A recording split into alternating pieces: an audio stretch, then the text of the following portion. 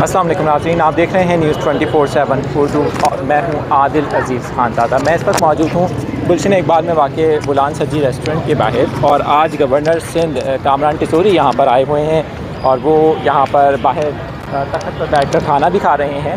ساتھ ساتھ میڈیا کے نمائندگان اور سوشل میڈیا سے تعلق رکھنے والے جو افراد ہیں ان کے ساتھ بھی وہ غیر رسمی گفتگو کر رہے ہیں، تو ہم کوشش کریں گے ان سے بات کر سکیں، اور کیونکہ اب ظاہر ہے کہ بلدیاتی الیکشنز بھی آنے والے ہیں، تو ان سے ہم کوشش کریں گے اگر کوئی سوال ہو سکے اور بات ہو سکے تو ہماری کوشش ہوگی کہ ان سے ہم بات کر سکیں۔ السلام علیکم، ایک سوال کا جواب اگر آپ دینا چاہیں پلیز۔ آپ نے کے الیکٹرک کے حوالے سے بھی ایک بات کی تھی کہ اس کو رینیو کرنے کے حوالے سے لائسنس، آپ اس بیان پر کیا میں قائم رہیں ہوں، گے؟ اور اتنا قائم ہوں کہ اگر انہوں نے اپنا قبلہ درست نہیں کیا تو مجھے لگتا ہے کہ جن کے پاس ابھی انتظامیہ ہے ان کو اپنے دفتروں کو تالے لگا کے جانا پڑے گا۔